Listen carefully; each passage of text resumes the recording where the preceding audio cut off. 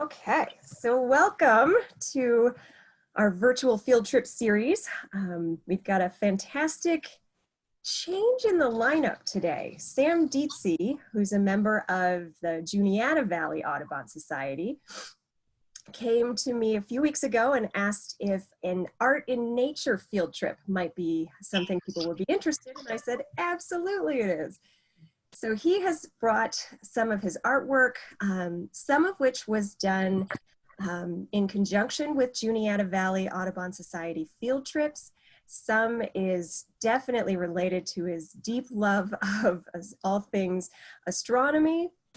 And some are just beautiful paintings from his neighborhood. So I hope you enjoy it. I got a sneak peek already, and I think you're in for a real treat.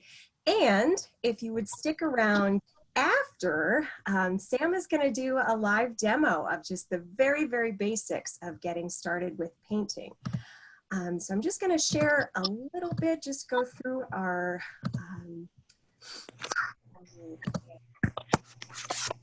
notes about our field trip for today. By the way, I forgot to mention, Sam is from the Altoona area.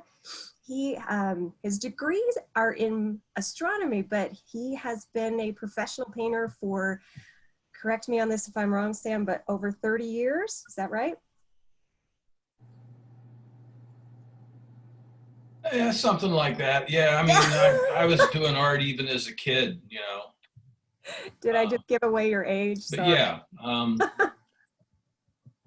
well, no, yeah, you did, but whatever. Getting up there. Sam guessed my age incredibly wrong last week, so he already has bonus points for that. Yeah, I said 30. Just to give you an idea what's coming up next week, we've got Birding by Ear with Lori Schaefer from the Seven Mountains Audubon Society, and at the end of that field trip, there'll be a live tutorial on identifying some birds by ear. So Lori's going to lead that, and then we've brought in some ringers from the Audubon PA team as well. So that'll be next Wednesday. On June 17th, Karen Campbell from Lehigh Valley Audubon Society is doing a really cool presentation, and I love saying this out loud, on butterflying for birders. And then our last one will be the Allegheny Front Hawk Watch with Brian Wargo from the Allegheny Plateau Audubon Society. And then we're likely winding our virtual field trip series down as Pennsylvania starts to open up a little bit and folks can get back out. But hopefully some of our chapters will pick up the series and maybe do some of these on their own. So stay tuned for that. If you want a full listing or to register for any of the upcoming field trips in June, here are the links that you'll need. We've got our pa.audubon.org/events where you can register for all four for June. The link below that is on our website that gives you a link to all of the recorded webinars, including today's. So if you missed one or you'd just like to share one, more than welcome to do so, and that's the link here. Lastly, in a couple minutes, I will do my rudeness for the week and mute all of you except for Sam. The chat box is a great way to ask questions. I'll be monitoring that throughout and interrupting Sam as needed to ask questions. If you have any, I don't know what your skies are looking like today, but it's pretty stormy my way. If you're having any trouble with your internet connection today, you can turn off your computer in the bottom, or I'm sorry, not your computer, your camera in the bottom left. Just toggle that off and it will give you a little extra bandwidth. And at the end, like I said, we're going to have a little bit of a Q&A, but also a live demo with Sam painting a little bit of a scene for us. So I'm going to stop my share for right now. And Sam, you're going to start your share, and I'll start things so we don't have complete chaos. Right. All right. Well, I think the best way to do this is to do the black background. They show up better on the black background. Um, like Kelly was saying in the introduction, I'm a painter. I like to paint outside. It's one of the things I like to do. And being a member of Juniata Valley Audubon, I'm not an avid birder, but a couple of my friends are. So when they have these field trips, I go along because it gives me a chance to paint someplace that I've never been before. So this first one is Lake Perez. It's in Center County near State College. It's near the Shavers Creek Environmental Center, which is a nature environmental center. It has a raptor rehabilitation center where they take care of injured birds, mainly birds of prey. And it has lots of hiking trails. So this was the last painting I did before the shutdown. I did it in early March. And the field trip was to be a hawk watch, but it turned out that the conditions weren't good for seeing the birds. So, and there were only 3 of us. So we went over to Lake Perez and the other 2 went for a hike and I did this painting. So you can see it was a windy day and the sky and the lake were changing constantly. So, so anyway, that gives you a little bit of background on this painting. So I'll go to the next one.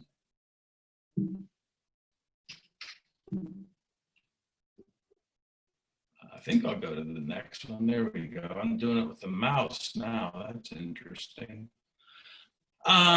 This is another lake painting. This one is in Blair County. We had a hike. I did this probably last May 2019.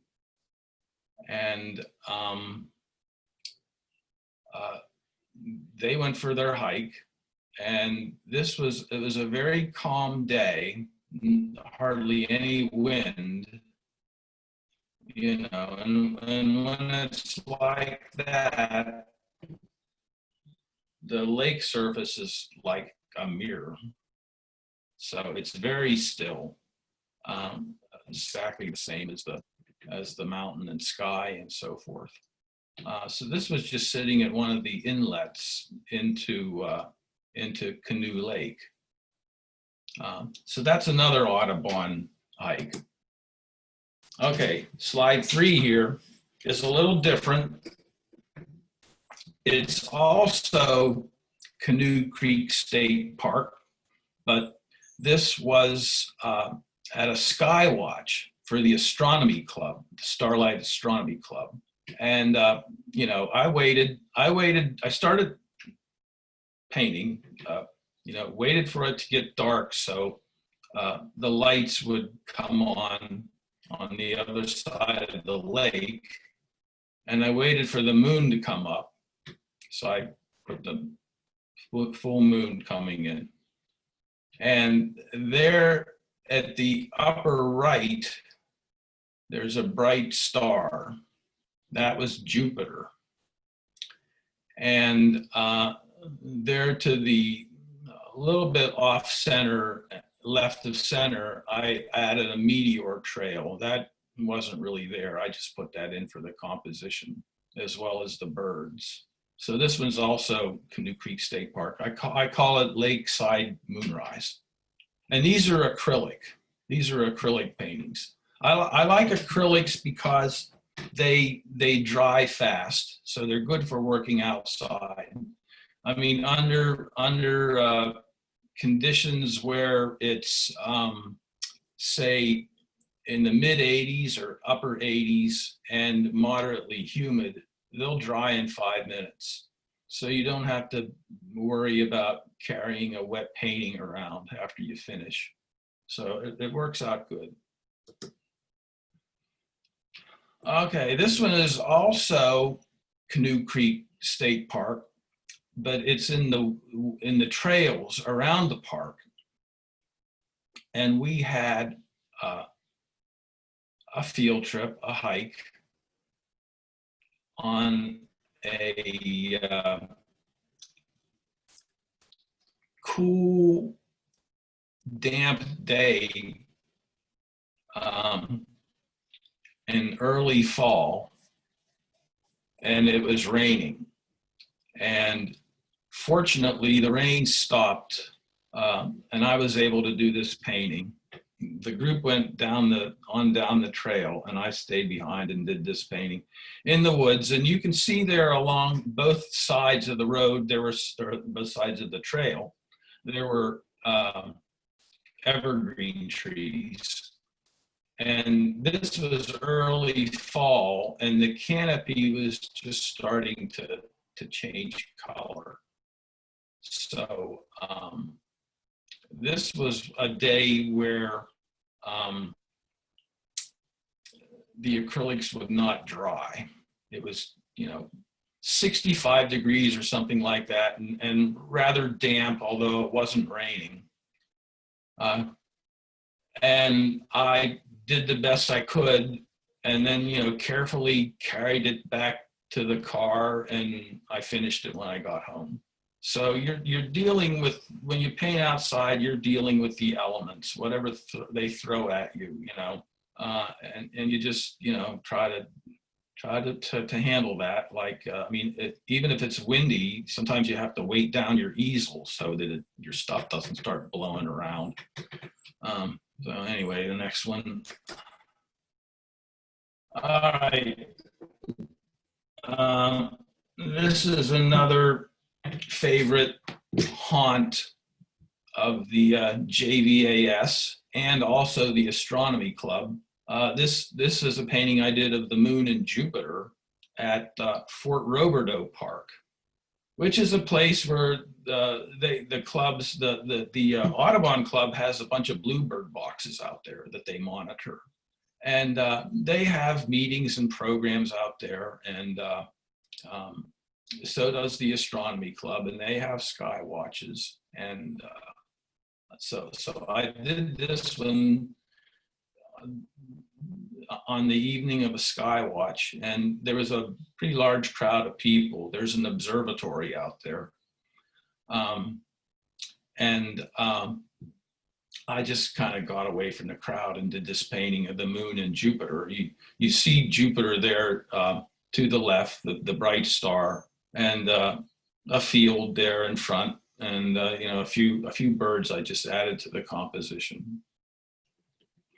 And these paintings are fairly small. Most of these are about 11 by 14, and they're on canvas.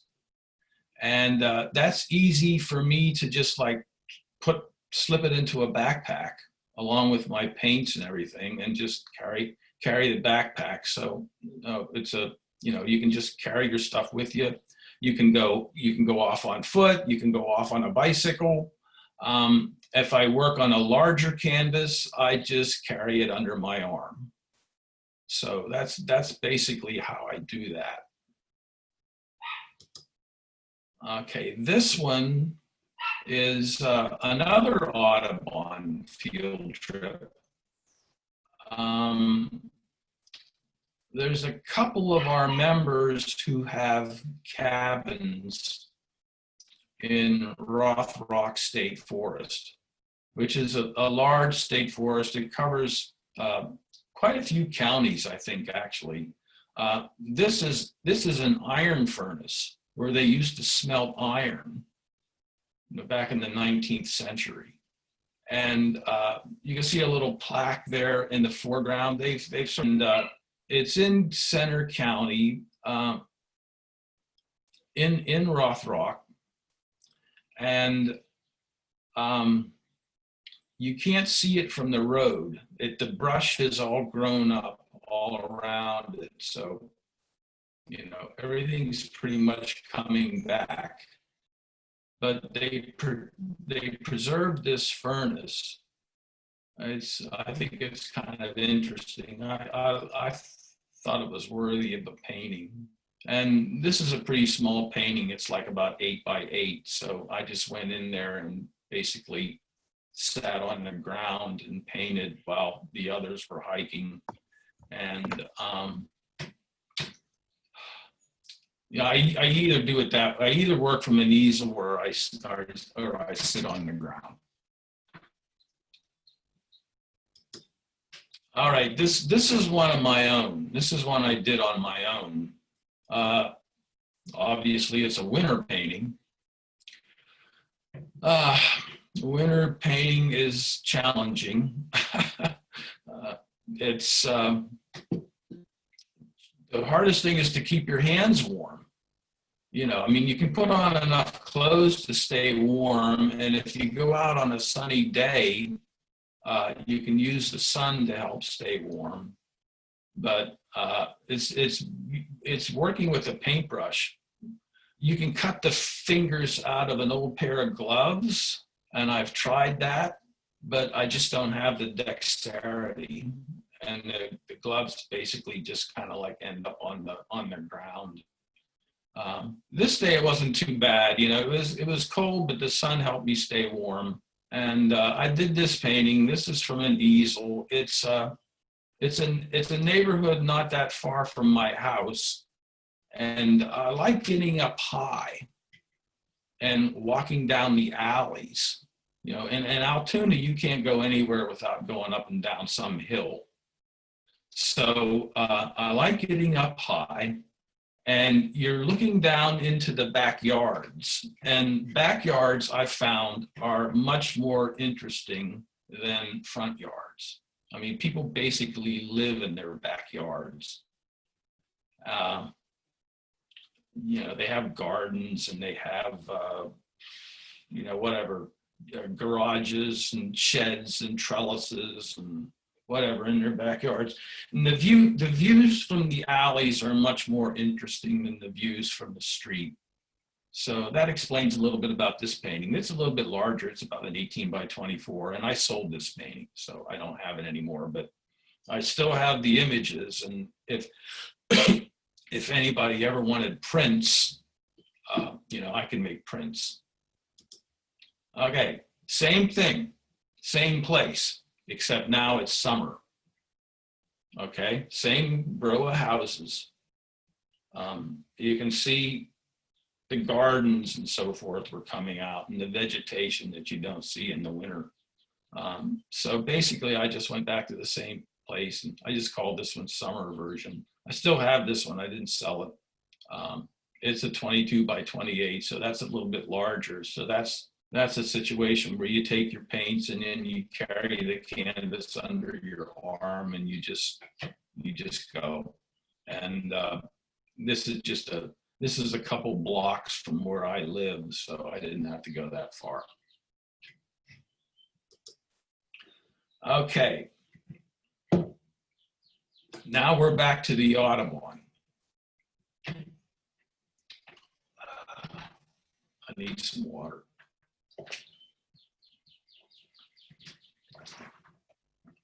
Okay, this is an area where Audubon likes to hike. It's called the Penn State Altoona, the Altoona campus of Penn State. The Penn State Altoona Forest Resources Preserve. And it's across Juniata Gap Road from the Altoona campus. Penn State bought some land over there, and they've been working up there and like removing invasive species and putting in some vernal pools and so on. You know, trying to make this into a habitat that's much more suitable for wildlife. And it's hilly,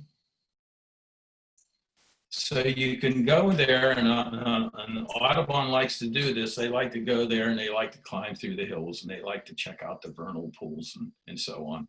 And so what I didn't do this during an Audubon hike. I went here. I don't live very far from here. I'm pretty close to the Penn State Altoona campus. So I just went there on my own one day and I climbed all the way to the top. And at the top, you get this view of Altoona, basically. with Brush Mountain in the background and the Juniata Gap. So, so that's a little bit about this painting. It's pretty close to being a square painting, like about 20 by 20, something like that. And it's also another one that I sold. All right, here's another neighborhood painting.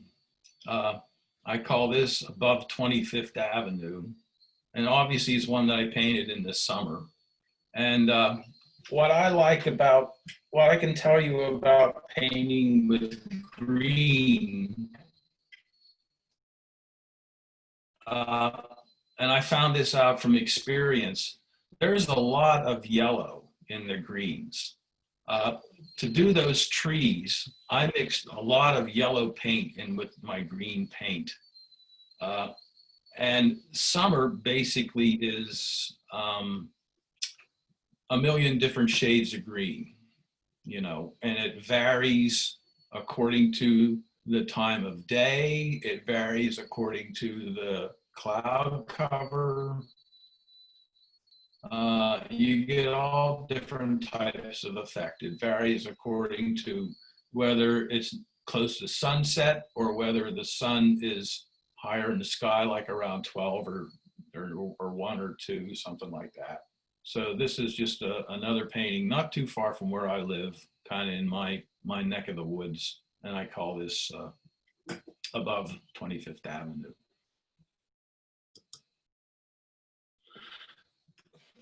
Okay, now we're back to Audubon. And this is another one out at Canoe Creek State Park of the lake. And this was at sunset, which accounts for the colors in the clouds. But this isn't the sunset. This is the anti-sunset direction, looking east at the mountains and the greenery on the other side of the lake, and the reflection of the lake and the reflection of the sky in the lake. And this is a 9 by 12. Okay, another lake painting at another state park. This one is Glendale Lake at Prince Golitsyn State Park, which is a place where Juniata Valley doesn't go very often because it's up in, it's west of Blair County. And I think technically it is not in the Juniata watershed. And the thing about the Allegheny Front is, if you go far enough north, you get into the Susquehanna River watershed. And if you go far enough south, you get into the Ohio River Valley watershed. And so the Juniata is kind of like basically in the middle. But this technically may not be in, it might be in the Ohio River Valley watershed. But anyway, we went for a hike there one day, and it was in the winter, and it was a winter day that the temperature wasn't too bad, you know. I was able to do this hike, and so I painted at the lake, and I just included this because it shows that winter isn't always just brown and gray. Winter has a color palette all its own, and it's a much more subtle color palette than spring, summer, or fall. Okay, now this is one of my own. This is at Highland Park in Altoona. It's high up on a hill, and it's a nice place to go and just relax, or if you like to paint, you know, like I do, you can go there and paint. You can basically paint in the woods. And I did this in the fall, obviously. So this is like about a 14 by 18 or something like that. And that's also one that I sold. So these paintings are either on canvas or masonite or matte board. those are the three surfaces I paint on: canvas, masonite, or mat board, or plywood. Just depends on what I have. All right, this is another one at Highland Park. And that big thing in the background is a water tank, because it's up on a hill, and I guess that's what they need for the facilities, for the restrooms and so forth. So this was earlier in the year. I think I did those two paintings the same year. This would have been summer. So that's another Highland Park painting, and I still have that one. I didn't sell it. All right, this is, if any of you were here for some of the earlier programs, the one that Mike and Laura Jackson did at their property, which is many acres. I don't know how many they own, but you can go hiking all over.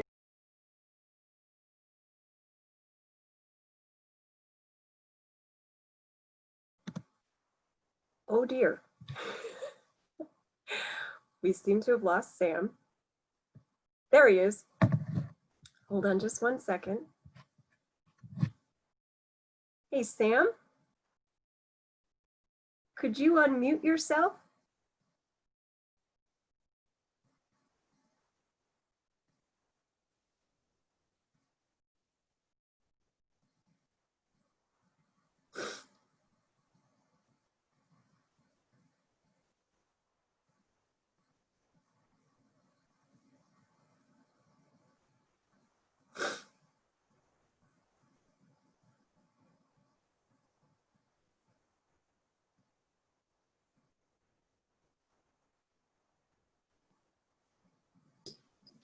There you go.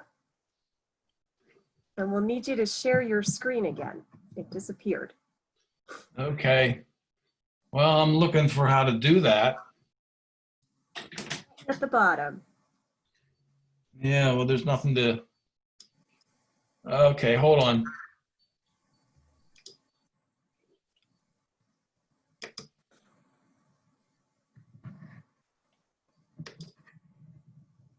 You got it. There we go. Just rambling on. Hey, Sam, while I have you stopped, I'm going to turn off your video so that your voice gets the lion's share of the internet. But it shouldn't change anything else. Okay, that's fine. That's good. Okay. Okay, so are we seeing the slides? You seeing this? Almost there. Now we're good. Go ahead. All right. Well, I was saying about this one. This is Mike and Laura Jackson's house on their property. And like I said, I can either hike or I can either paint. And there's lots of places on their property where you could paint, but I just decided to do a painting of their house. And I don't know if they're here today, but if they are, your painting's ready.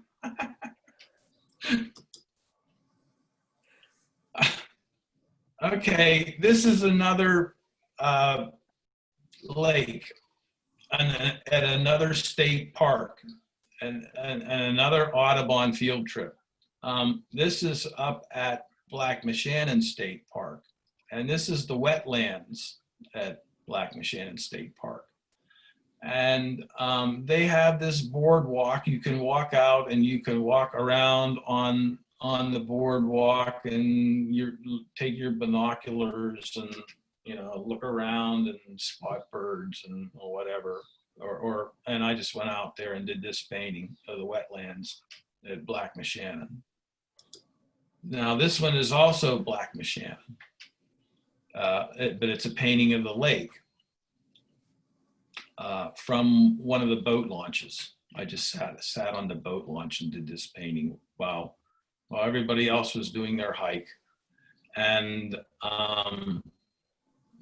you can see again, it was one of those days where it was very calm and the water was like a mirror. Okay, this is another one of my own. another house painting. It was fall, not that far from where I live. So, you know, I just walked down the alley a few blocks. And like I said, I like getting up high and looking down on the house roofs. So I did this painting, and this is another one that I sold. And this is not Audubon. This is a place called Davis Road. And I just went for a hike one day and took my paints, and I climbed up the hill up to the top of Davis Road and did this painting. This is summer, and that's looking out towards Brush Mountain and about summer painting. I mean, this is like ideal weather, like mid 80s and humid, but not really humid. And, you know, your paint just dries in 5 minutes or so. And I've sort of developed a painting style that takes advantage of that. So I call this one Over the Hill. And this is another one that I sold. Okay, now we have 3 paintings here. The top one is spring, the middle one's summer, and the bottom is fall, all at the same place. And this is back at the Penn State Altoona Forest Resources Preserve. And even that's the place where the Audubon likes to go hiking, but it's close to where I live, so I went there by myself when I did these 3 paintings and just worked on them. So anyway, that's 3. And anyway, here they are individually. There's fall and spring and summer. And they're like about 18 by 32, painted on plywood. Okay, now we're back to the Astronomy Club, and they had a sky watch at Raystown Lake, which is a big, I think, the Army Corps of Engineers, hydroelectric, flood control, recreation, all that stuff. And I did this painting before a sky watch. Waited for the moon to rise. And I don't recall offhand seeing the reflection of the moon in the lake, so I left it out. I think maybe I put it in another version, but I like this one better. So this is like about a 9 by 12 acrylic on matte board.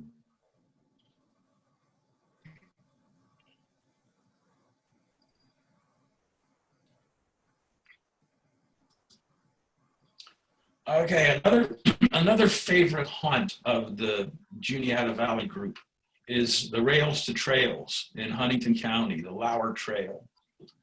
It runs along the old Pennsylvania Canal route, which ran along the Frankstown branch of the Juniata River. And there are still remnants of the canal. There's some stonework that still remains all these many years after that canal was constructed, which was like the early 1820s. So you can see some of the remnants. But what I did here, I did this painting in early spring. For some reason, they always go there early in spring. And the plants and the trees were just starting to come out. The leaves were just starting to come out. So I did this painting of the river, and there you also see there the far side of the river bank, seeing all that through the trees. So I call this river and woods. And this is another one along the Lauer Trail. Same time of year, early spring, maybe even a week or so earlier than the previous one. And, you know, there's one of the mountains in the background and the foreground with the leaves that are just starting to come out along rails to trails of central Pennsylvania.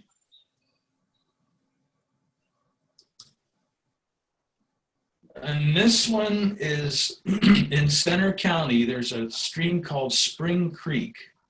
And we had a hike there also. And they went on and hiked, and I stayed behind and did the creek. And the picture on the screen here is larger than the painting. It's a little painting. It's like about 5 by 7. So sometimes I work pretty small. This one I just threw in. This is from a cruise. So it has nothing to do with Audubon or the Astronomy Club or anything. It's just a cruise. It was in the Caribbean, and I just threw it in because I like the clouds. And it's something that I really didn't do with plein air. I basically took a picture with my camera and then painted it from the camera. All right, this is back to the Audubon group. They had an overnight, and they went to a bird watching area up near the PA New Jersey state line, pretty far up in northeastern Pennsylvania. And it was a field trip where the first day it just rained. I think we ended up going to a museum for part of the day, but they got some birding in later in the day. And then the second day, it cleared off enough that I was able to paint. So while they were hiking, I did this painting of this lake at this conservation area. So you can see this is another painting where the greens, to get the green that you want for outdoors, you end up putting a lot of yellow and mixing that in with the green to get that color. All right, this is another Audubon. This is along the Mid-State Trail near Pine Grove Mills, which is in Center County near State College. There's several lookouts along the Mid-State Trail, and I just stopped at one of them and did this painting.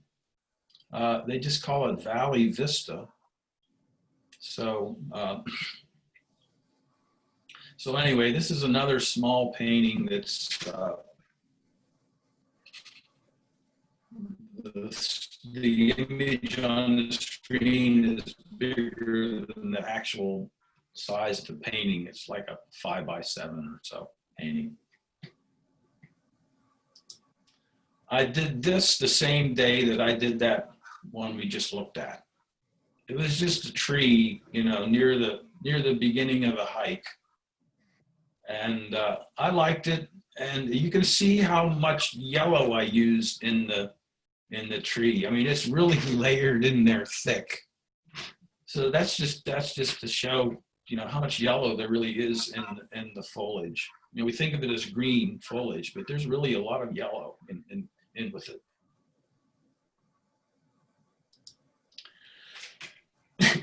All right, again, Big Valley Vista. We went back there later in the year, in fall. You know, the same place there. The other one was at, and this was a day when it was kind of cold and it was spitting rain, and it was kind of a challenge to paint. And really, the only reason I put this one in was because it's a good example of how light and shadow affect the landscape. Because of the clouds, you can see the foreground basically is in shadow, and you get farther away from the foreground, and the midground and the background are in sunlight. And I like the sky in this. It was a challenging day to paint. All right, this one is back at Fort Roberto, just a painting in the woods.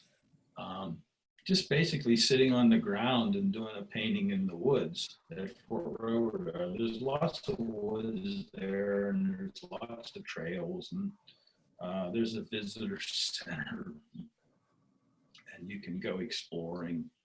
And that's another one that I sold. All right. This is Fort Roberto again in the fall, not the same place as the other one, but just a woods painting, you know, just going in one of the trails and painting along the woods.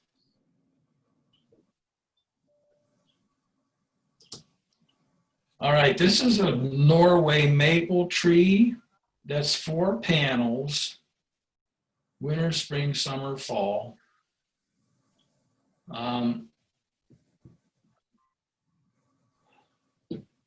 This is something I did on my own. So those panels are like 11 by 14. So altogether it's like 22 by 28. Maple tree, 4 seasons. This is just a collection of paintings. That's kind of shows the sizes, the relative sizes. The one in the middle of the church is the biggest one there. It's probably about 10 by 13 or something like that. And then the smaller ones, the smallest ones on there are 5 by 7. And there's some 6 by 8s and some 6 by 9s and so forth. So that's just a collection of outdoor paintings.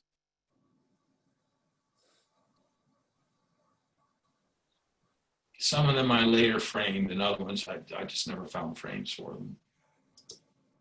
And this shows the size of some of my smallest paintings. There's a foot ruler there on the left.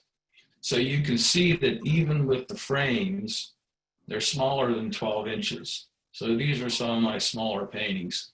The one I sold, the other 3 I still have. The one on the lower left is the one that I sold.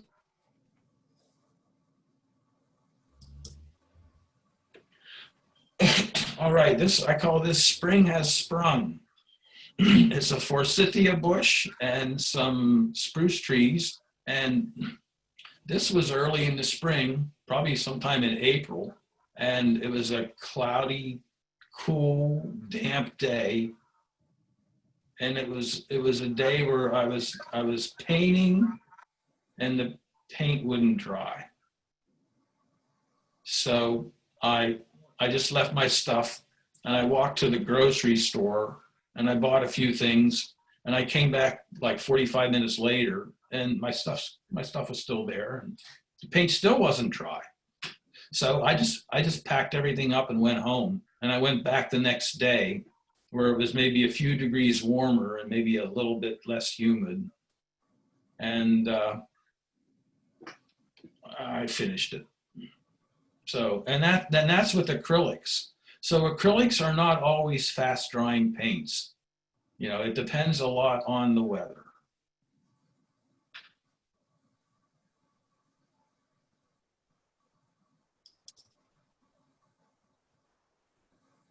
All right, now we're back to another Audubon painting. This is in Stone Valley. That's also in Center County, near State College, or fairly near State College. This was a painting I did along the Spearmint Trail. They went for a hike along the Spearmint Trail, and I stayed behind. There was a little footbridge over this pond, and I just thought it was a good place to paint. So this is another Audubon painting. It's probably about 12 by 12. So it's a fairly small painting, acrylic on canvas, 12 by 12, Spearmint Trail. The this one is one I did on my own. Not too far from my place. You know, I call it right down my alley. And, you know, I liked it because I saw this big pink tree. This is obviously in the spring. I saw that big pink tree with all those blossoms on it. And I thought, boy, that tree deserves a painting. So I did. And then you had that dead tree there on the side, which kind of makes it interesting, and the hedge. And you'll notice the color of the hedge is not the same as the color of the evergreens on the left. And that's just to show how many different shades of green you can get. It just amazes me how many different shades of green there are.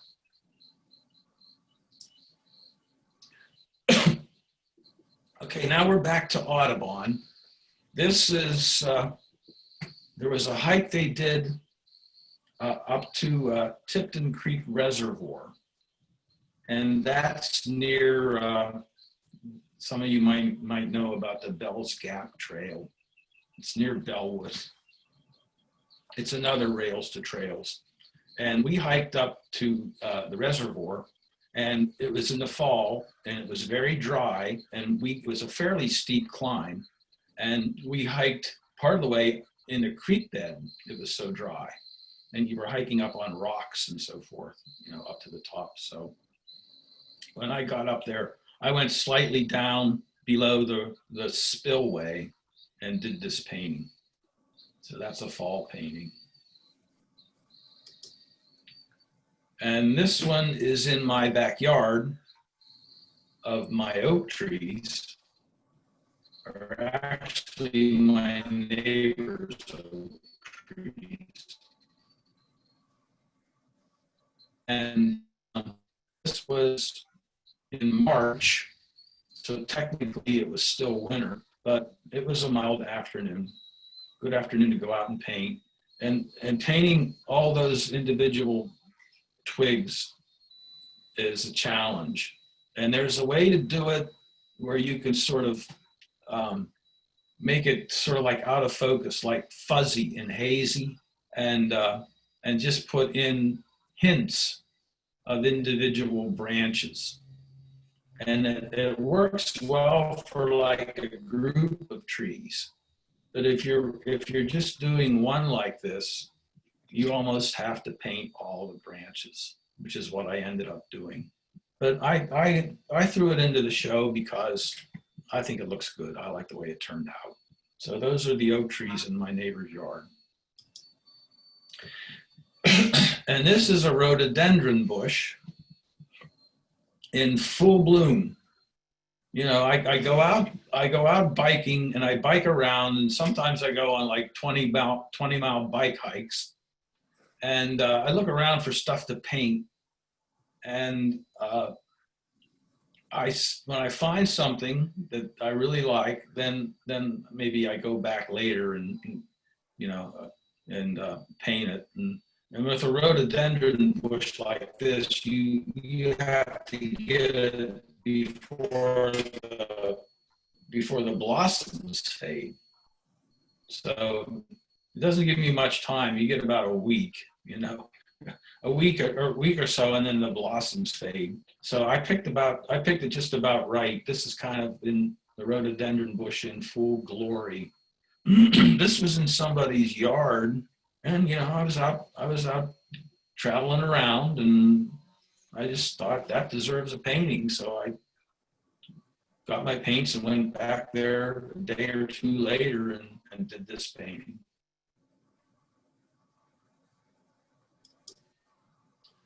This, I'm not sure exactly where this was. I kind of forget. Not too far from my place. But you can see there in behind all these trees and bushes, there's a house. You can see a chimney there and a little bit of a roof and stuff. So I must have just climbed up somewhere and looked and liked this spot. And I liked the contrast between the blue spruce tree and the other trees and bushes. So I just call this one Summer Jungle. And this is fall, obviously. This was some trees along Juniata Gap Road, and you know, it's a long road, and there's lots of trees on both sides. And I just like this spot and the colors and stuff, so I just went there and painted it one day. Okay, now we're back to Audubon, and this was a weekend field trip. They went to Deep Creek State Park in Maryland and Blackwater Falls, and then they went along the Skyline Drive in the Shenandoah, and they ended up at Seneca Rocks. And this was in the evening, and they went for a hike, and they said to me, "You got a half an hour." So I did the best I could in a half an hour, and it was another one of those days where it was kind of humid, and you know, it had rained earlier in the day, and so I was there in the parking lot working on this painting and did the best I could in 35, 40 minutes or so, and then I took it home and finished it. And this one was another Audubon overnight or weekend field trip. They went down to Delmarva. They went down to the Delmarva, for those of you who don't know what that is, Delaware, Maryland, Virginia Peninsula, to watch the shorebirds as they were returning. So this was in the spring. So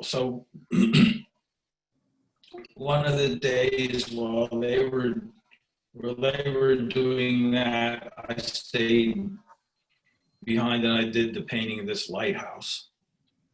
And I think that's the end of the Audubon ones.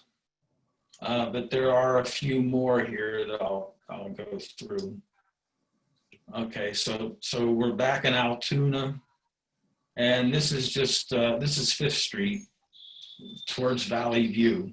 Again, another summer painting, and again you can see how much yellow is in those green leaves.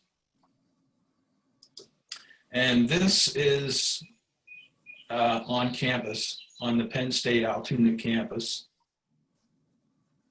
Penn State Altoona, that was in the spring. And this is my backyard, the bushes along the side of my house. And that's fall.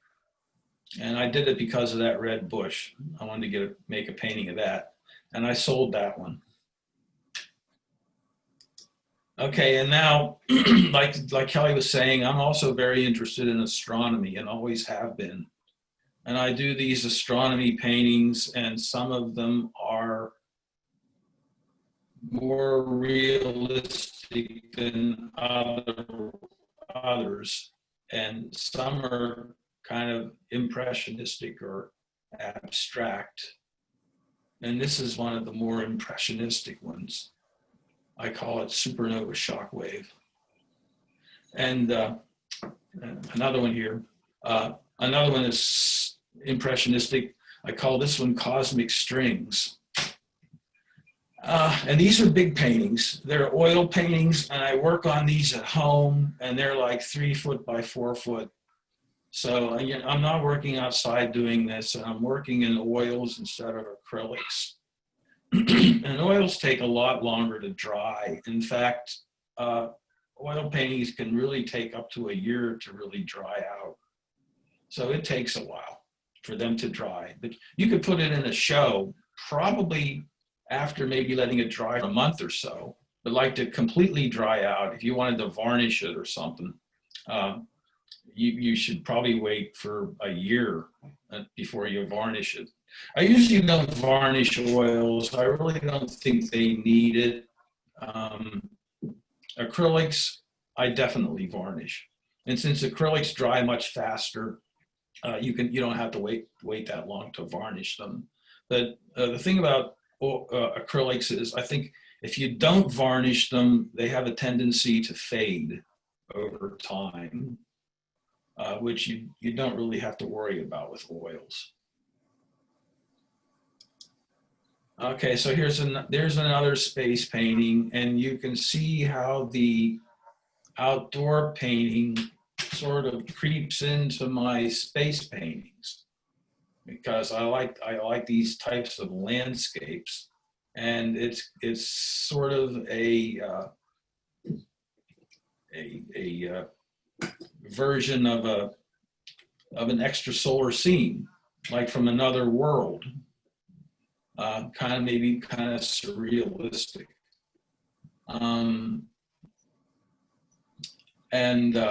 You know, I don't. I either do like a really quick sketch of an idea, like on a piece of drawing paper or something, or I just start painting. I have an idea in my head and I just start painting. And if I like something, I keep it. If I don't like it, I paint it out and paint something out. Both of these media, oils and acrylics, they're very forgiving mediums. You can paint and you can repaint and overpaint. And, you know, when I do a painting like this, I just go over it seemingly seemingly thousands of times, go over it until I get it the way I want it. And, well, I mean, I guess that's about all I have to say about it. It's another oil painting. It's like 3 foot by 4 foot. And I think this is the last one.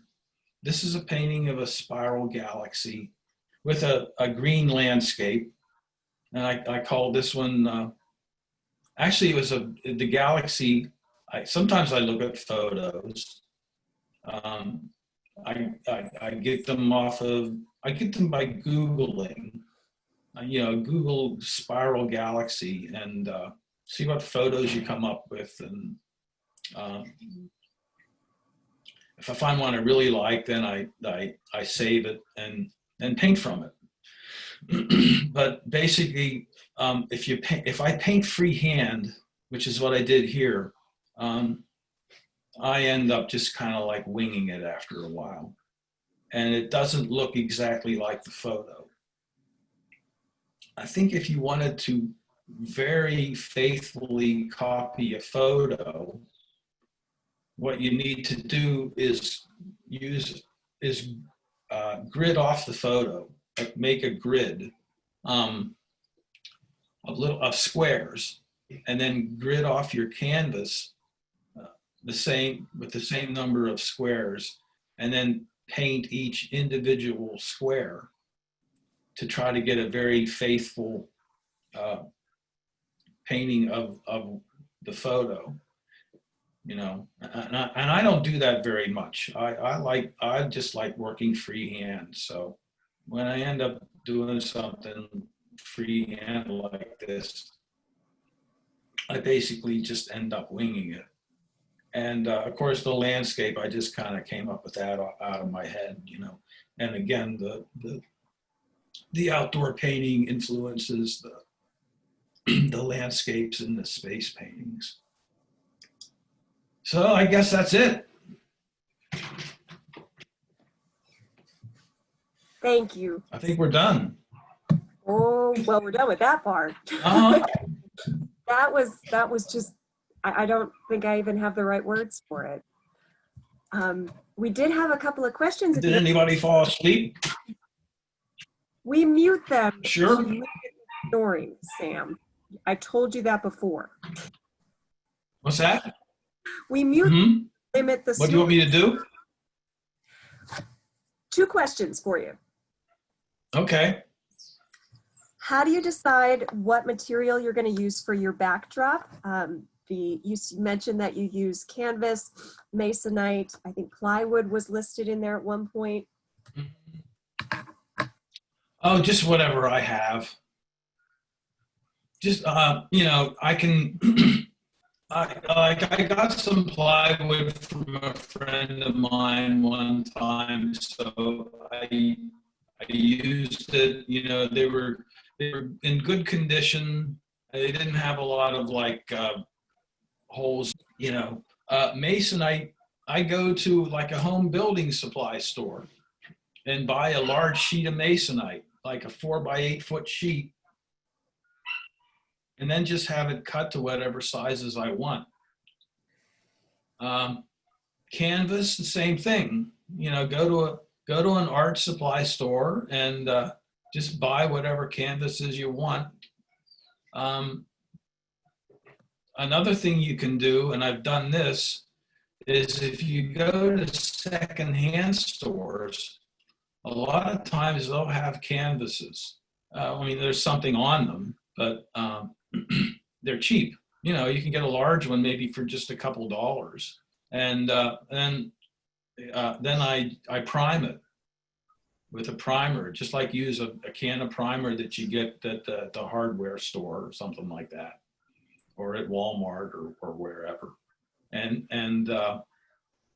prime the canvas and then use that. And that's a lot cheaper than buying new ones because canvases can be kind of expensive. So that's basically what I do. Stretch canvas is nice. Canvas that's on wooden stretchers rather than canvas board. And you pay more for stretched canvas, but you don't have to buy a frame because you can just attach the hanging wire to the back of the canvas, to the wooden stretchers. So you're paying more for the canvas, but then you don't have to buy a frame. So it kind of works out about the same. I mean, with masonite, you're going to have to frame it. So the masonite's cheaper, but then you're stuck with finding a frame for it. So so those are basically the reasons why I choose what I choose for my substrate. Does what you're painting have any bearing on what you choose? Not really. Although the space paintings, I buy the large canvases for them. For the outdoor paintings, it's just basically whatever I have. I'm pretty resourceful. I'm really good at using the materials that I have. Cool. So we have one more question, and while you're answering this, could you do two things? Stop share with the little red tab and turn your camera back. Okay. Yep. And then just turn my camera back on. You got it. Down in the left corner. Perfect. Okay. The other question was, do you have any recommendations for a portable easel? Oh, that's tough because you buy crappy easels. A lot of stores have crappy easels. The only thing I can recommend maybe is... Hey, Sam, we've lost your audio. You did? Now you're back. Okay. Okay. Field easels. One thing you can do is if you don't have a store close by, an art supply store, is try Art Supply Warehouse online and see what they have. And obviously if you're going outside painting, you need something that's portable and easy to carry around. And a lot of times those are easels that you're going to have to, the legs are collapsible. So you're going to have to put them together when you get, when you get to where you're going. At home, I have a great big wooden easel that I paint on. And for going out to paint, I have one of those collapsible easels that I take with me, or I just sit on the ground. Is there a specific brand or a size that you recommend for portable easels? I don't even know what brand I have. I'm not sure what it is.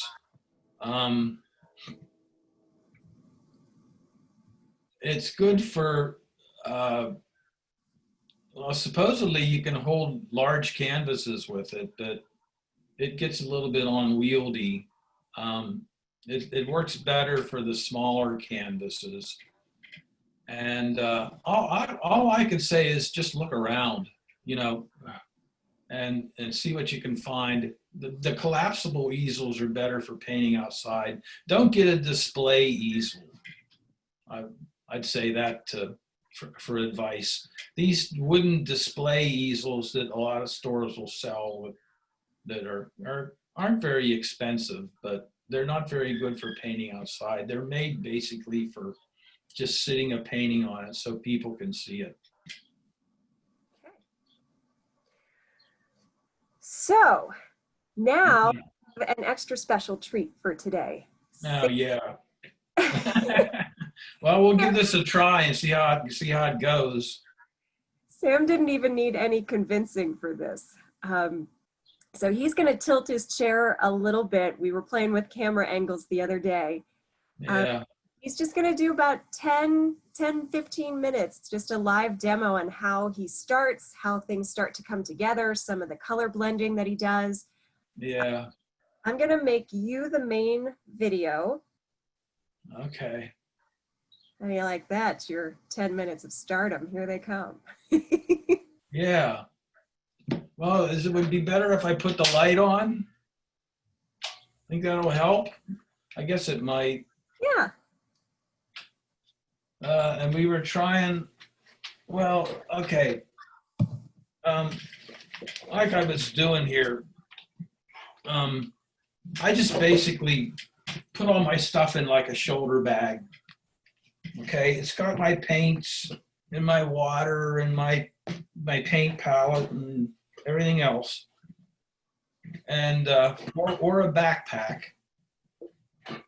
And if I go out on the 20-mile bike ride, I just put the backpack on and ride around, you know, and it works for. This is an 11 by 14 canvas, so that's good. Fits right in here.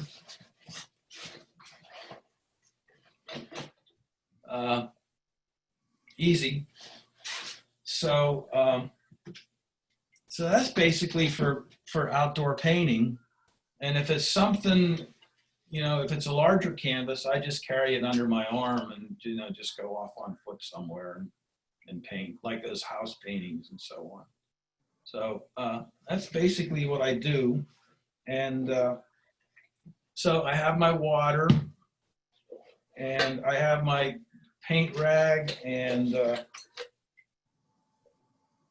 can for the cleaning off the brushes. And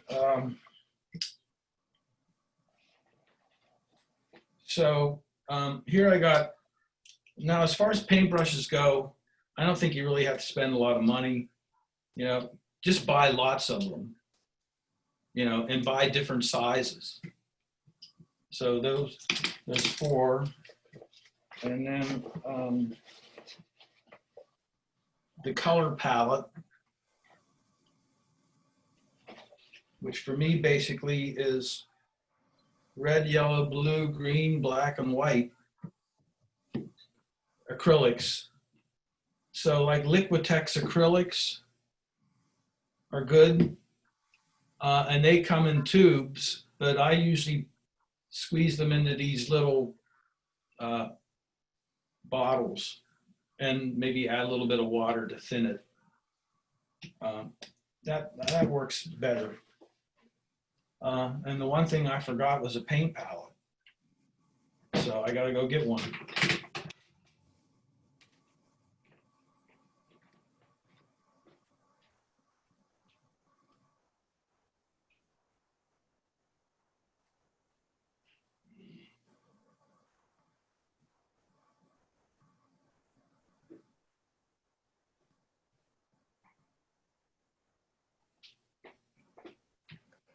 While Sam is hunting his palette, I went and I'm back. I just put his website into the chat box in case you need to copy it or would like to see some more of his work. Thank you. Sure. Paint palette, a plastic food tray, a plastic plate, You know, something you can use it once or twice and throw it away. Don't buy styrofoam plates. They're too porous. So this works pretty good. So we'll give this a shot, see how it goes. I'm gonna have to sort of like reposition the chair. The other day when we were trying this out, I think it might work better doing it like this.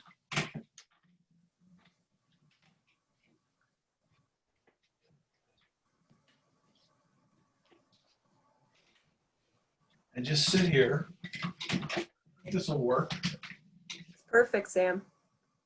Okay, well, give this a shot. I mean, it's not Bob Ross at the easel, but we'll give it a shot.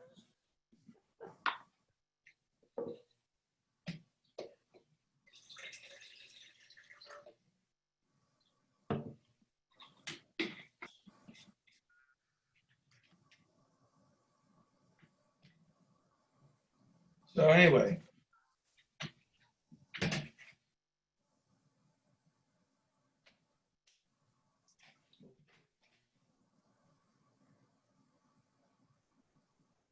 we'll try painting a sky.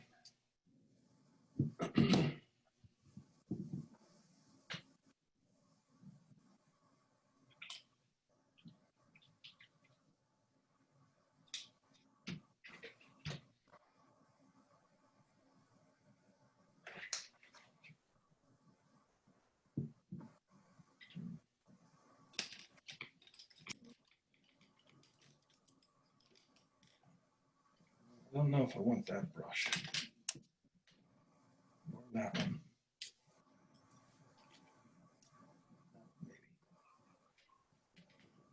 Okay, well, I take the blue, and it's much darker blue than you need for the sky, so you're gonna change the value of it with some white.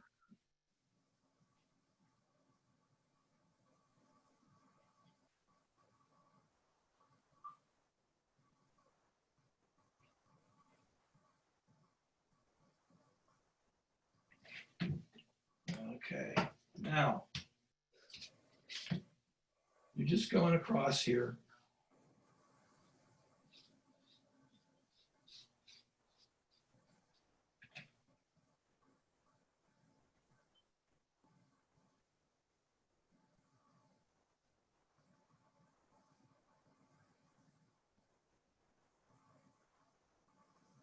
I'm not even paying attention here, so if you can't see this, say something.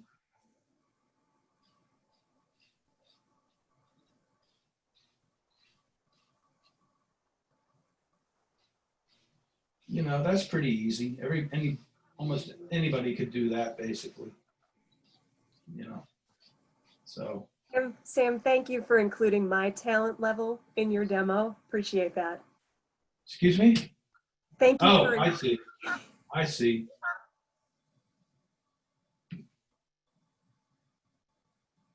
Okay, now I'm going to add a little bit more white.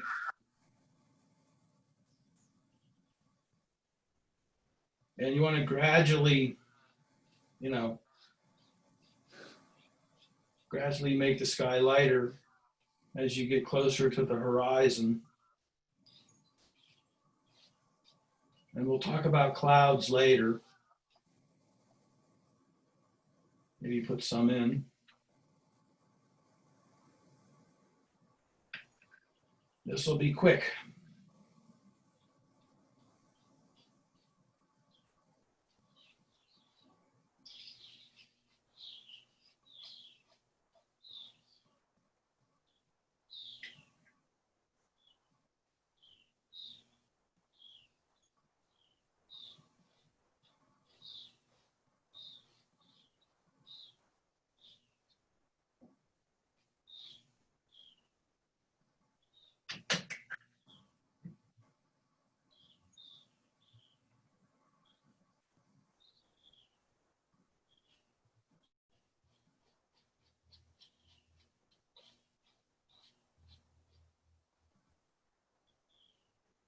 Okay.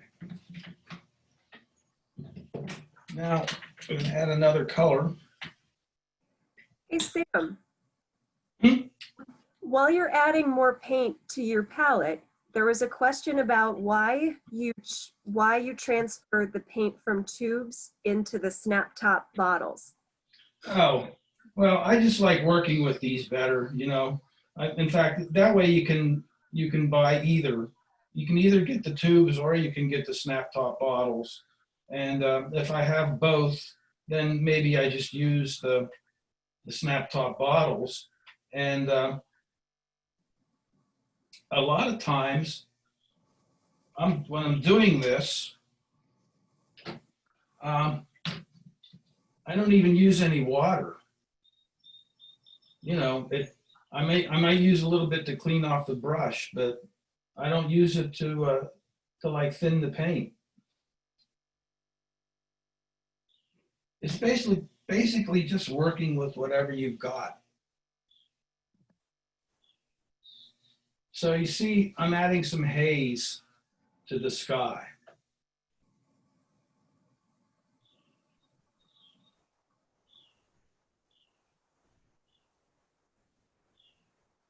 You know, you get close to the horizon, you see more haze.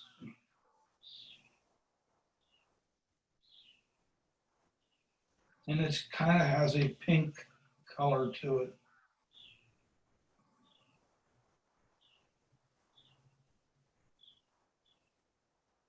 Like that.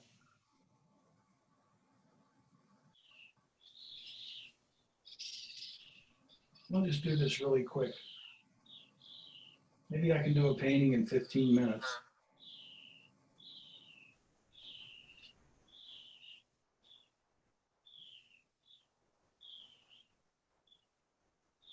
Okay, so maybe a little bit more.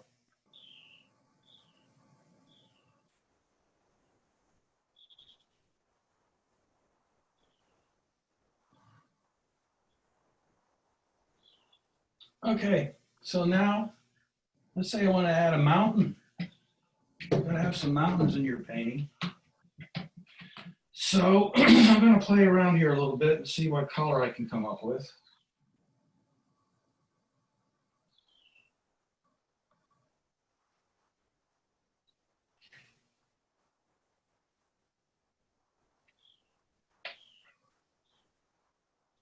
So it's blue with a little bit of red mixed in. And I think there's too much blue, so I'm going to try something here. So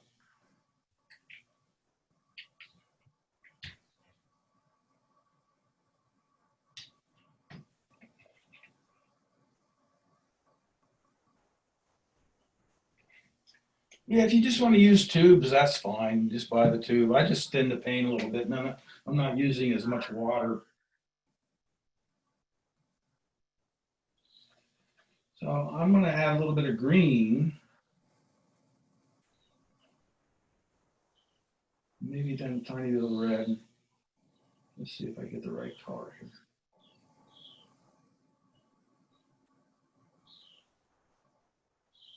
That might work.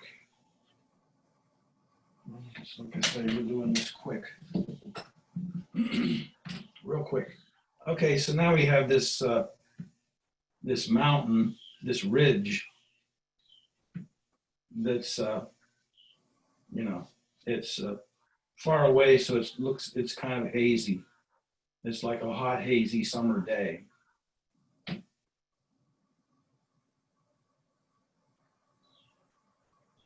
You know, and the temperature's up around 90 and the humidity's high.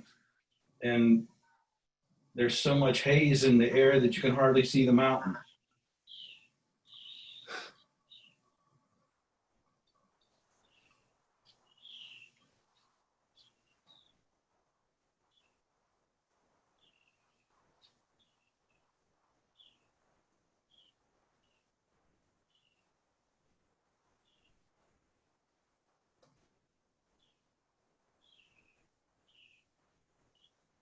Okay, so there's the mountain. And now let's add a foreground. So I'm going to add some yellow.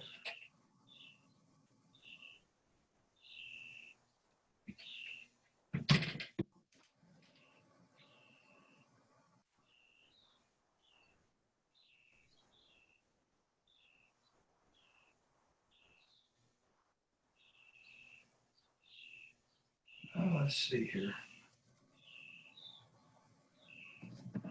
Like I said, there's a lot of yellow in those greens.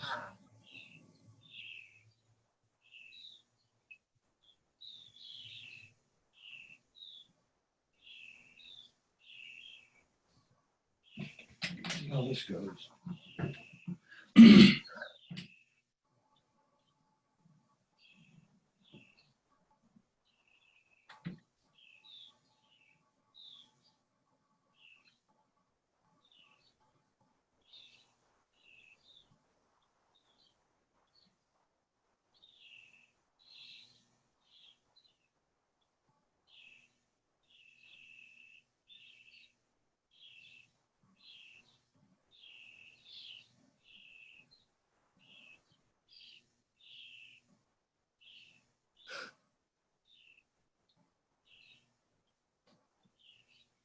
And I think that could be darker, actually.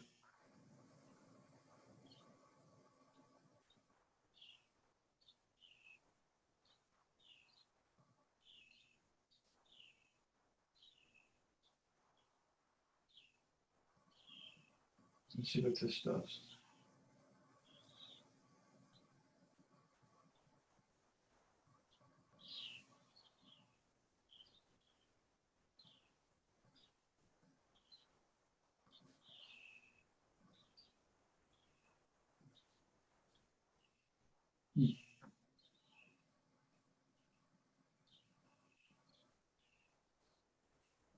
Sam, for the beginners who are listening in, what did you add when you said it could be darker? Well, I'm not sure yet. Maybe some of this. I'll share what Sam told me the last time when we test drove this last week. I asked him how he gets how he blends the colors to get them, and I thought he was going to answer simply, I add this color, I add a little more of this, or I add a little bit more of that, and his answer was basically, I just keep mixing until I like it. Which yeah, gives some hope to the rest of us. But I thought that was such a lovely way to answer it. I basically go over it thousands of times.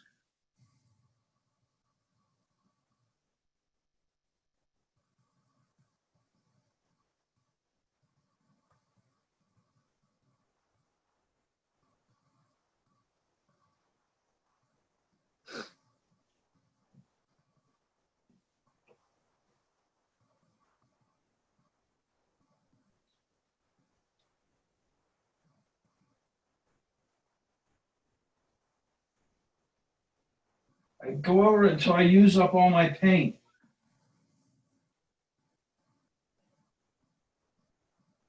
And then I'm done and I can go home.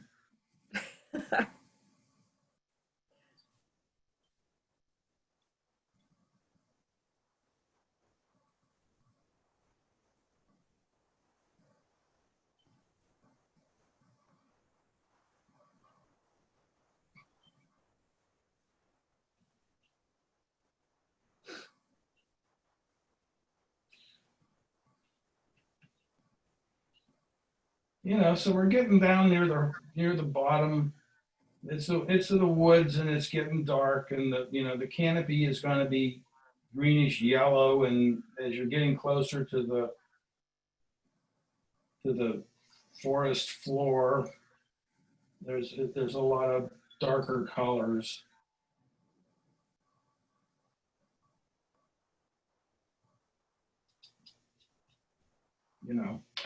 And I think I'm done with this brush.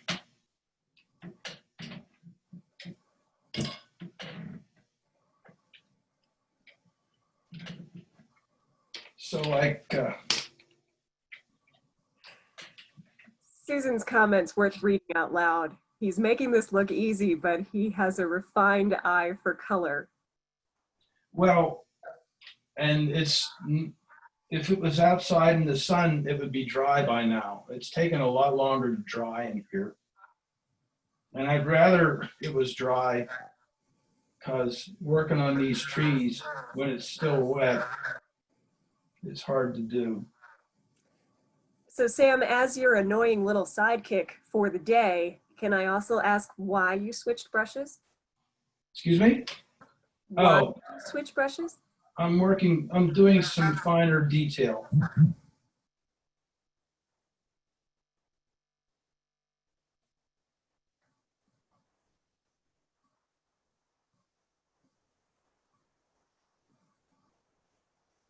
I wanted to add some yellow to these tops of these trees.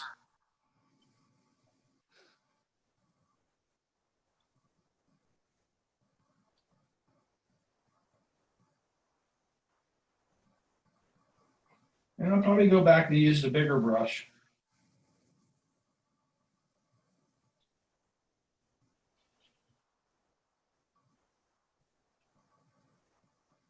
Maybe a little bit more of this.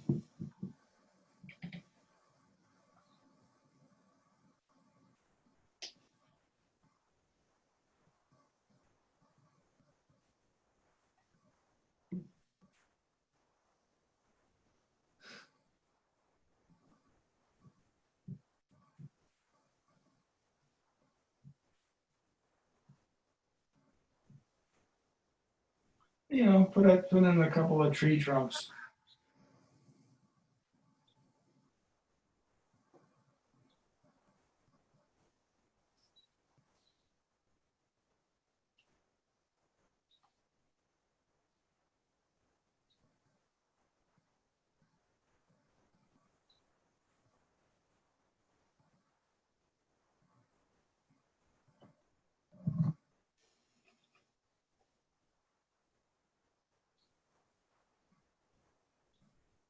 Oop. No, that's a little too much there.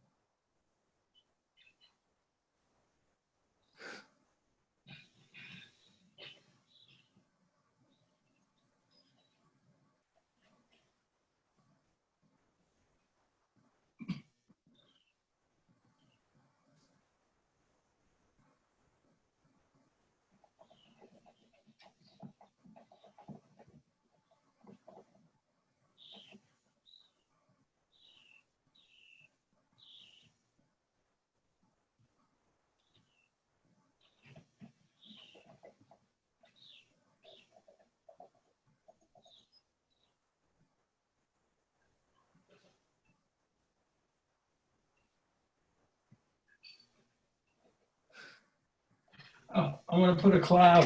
I forgot about a cloud. I have to have a cloud.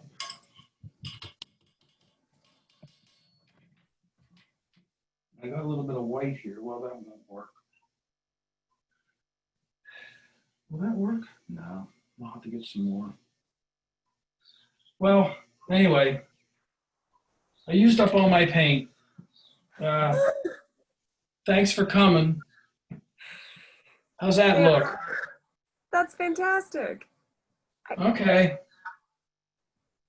When you said the pink on the edge of the horizon to me the other day, it was a surprise then and it was a surprise today, but it looks like everything that your brain knows to be the horizon.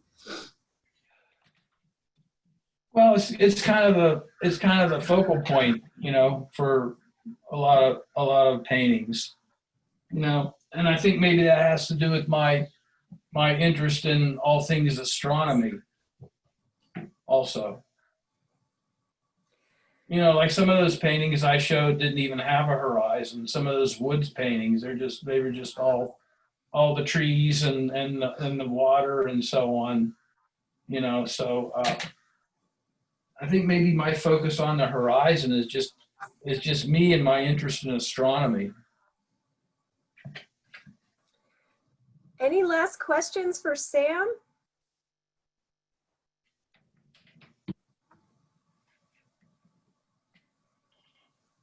Okay, well, in that case, I'm going to read you one more comment from Susan, since I know you're not watching, the chat box isn't open on your end. She says to write well, write about something you know, and she says that you clearly know and love your region because your painting is, well, now I'm paraphrasing, but that Sam clearly knows and loves his area. Yes. And it gets me out of the house. Well, Sam, I can't thank you enough. It might be what I do this afternoon.